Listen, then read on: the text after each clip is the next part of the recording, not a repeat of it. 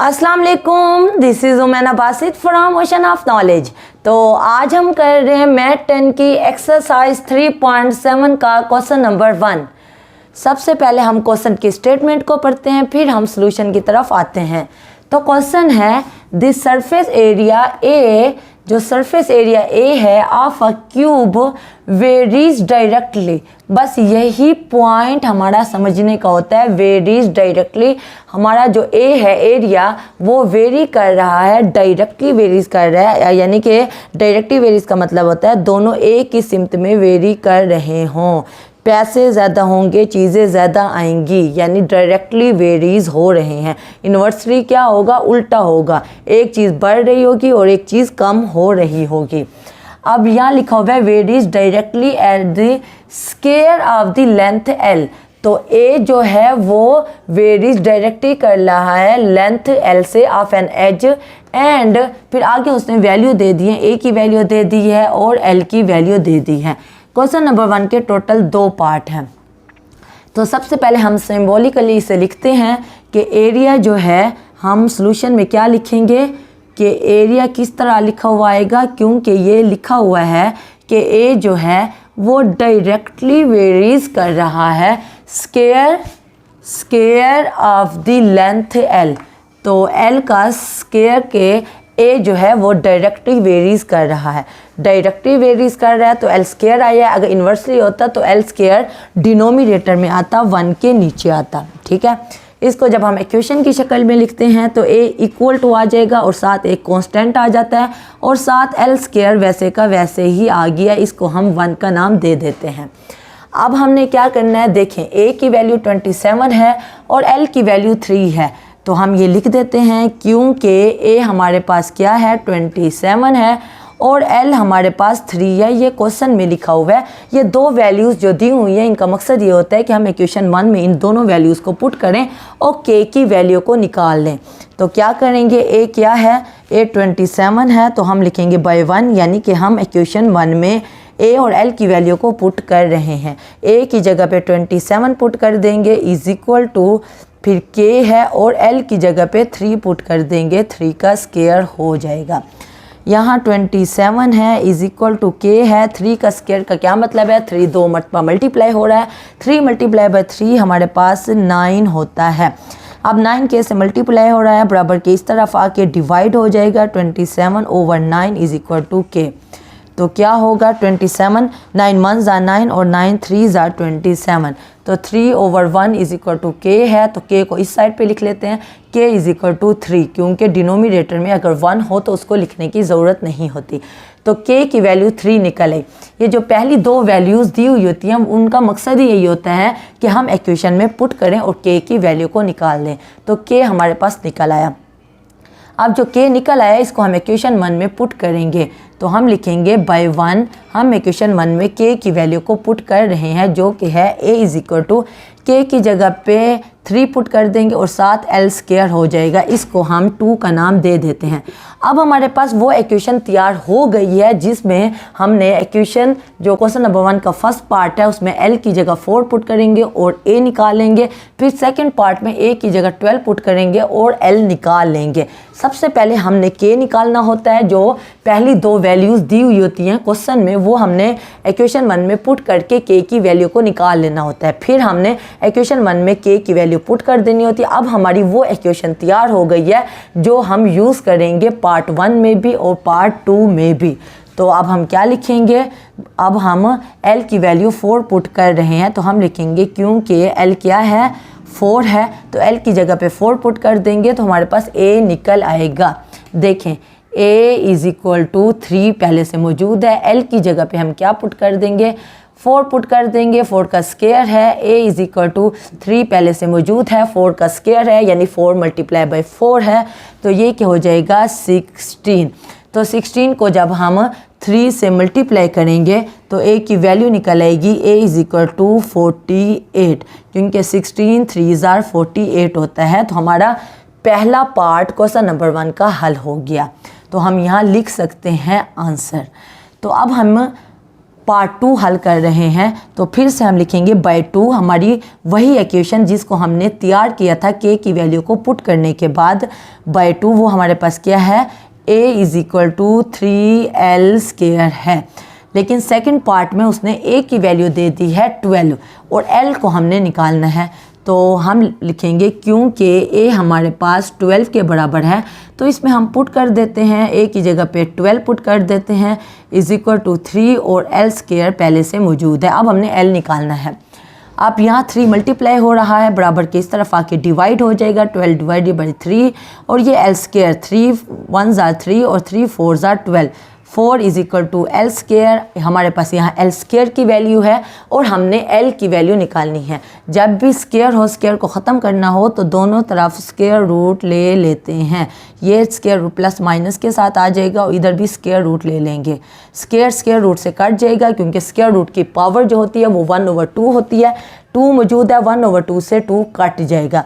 तो यहाँ हमारे पास 4 की जगह पे हम लिख सकते हैं 2 की पावर 2, क्योंकि हमें पता है 2 की पावर 2 का मतलब है 2 2 मल्टीप्लाई हो रहा है और 2 2s are 4 ही बनता है। तो 4 की जगह पे 2 का स्क्वायर आ गया, ये स्क्वायर भी कट गया। तो हमारे पास l की वैल्यू आ जाएगी ±2। तो ये हमारा आंसर है क्वेश्चन नंबर 1 के सेकंड पार्ट का। ओके, तो क्वेश्चन नंबर 4 है The intensity I of light from a given source varies inversely as the square of the distance from it। तो स्टूडेंट क्वेश्चन देख के परेशान हो जाते हैं और कंफ्यूज हो जाते हैं। हालांकि क्वेश्चन की बस ये स्टोरी ही लंबी लिखी हुई है, वरना क्वेश्चन बहुत ही इजी है अगर हम सोल्यूशन को देखें। वो कह रहे हैं इंटेंसिटी आई है of a light from a given source varies. अब जहाँ वेरीज लिखा हुआ होगा वही पॉइंट हमने देखना होगा। वेरीज इन्वर्सली की बात है तो इसका मतलब है अब जो वैल्यू आएगी वो डिनोमिनेटर में आएगी, बटा के नीचे आएगी आई के अपोजिट।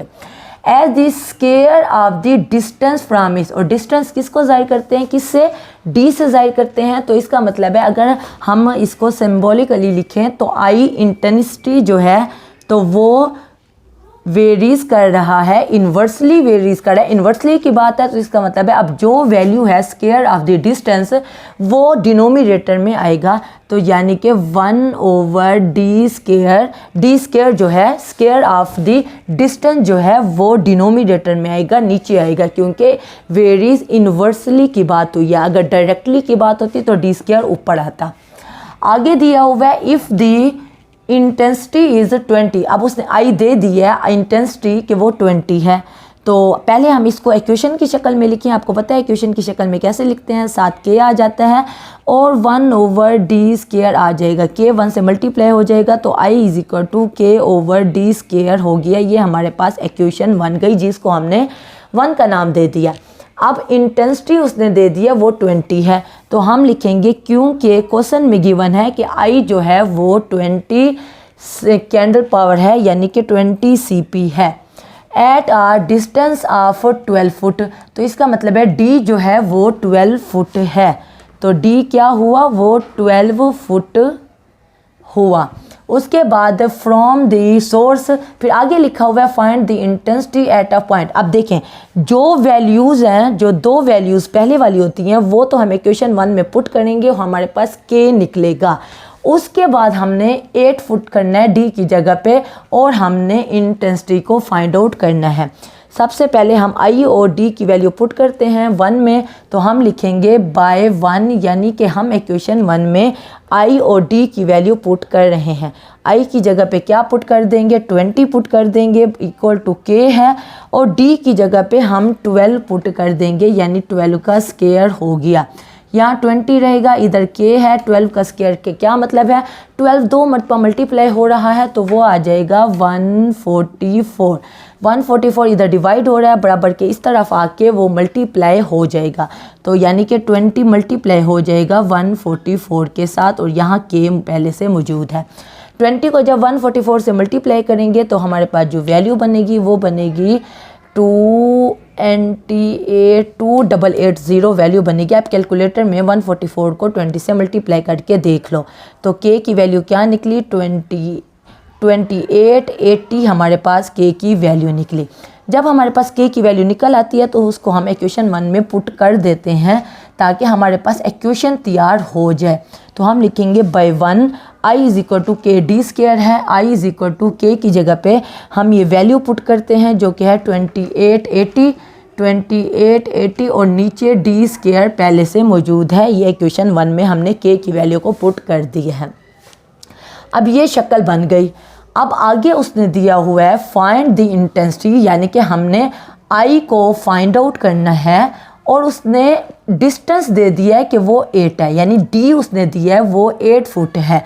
अब हमने इसी इक्वेशन में जो हमारे पास शक्ल बनी है k की वैल्यू पुट करने के बाद इस पे हम d की वैल्यू को पुट करेंगे और i हमारा ऑटोमेटिकली निकल आएगा। तो क्या होगा, i हमने निकालना है, i पहले से ही मौजूद है और इस तरफ है 2880 मौजूद है, d का स्क्वायर है यानी कि d हमारे पास 8 है, d की जगह पे हम 8 पुट कर देंगे। पहली दो वैल्यूज़ जब हम पुट करते हैं हमारे पास k की वैल्यू निकलती है और अगली जो वैल्यू होती है वो हम उस इक्वेशन में पुट करते हैं जिसमें k की वैल्यू हम पुट कर चुके होते हैं।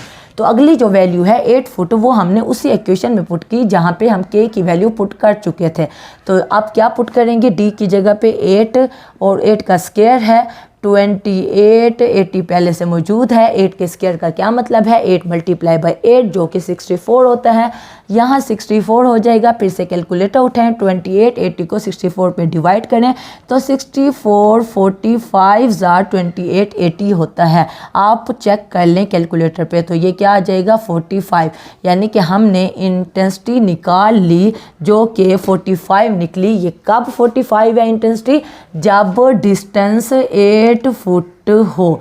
उसने यही कहा है फाइंड द इंटेंसिटी, आपने आई निकालना है, इंटेंसिटी निकालना है जब डिस्टेंस 8 फुट हो। तो डी की जगह पे हमने 8 पुट कर दिया और हमारी इंटेंसिटी निकल आई।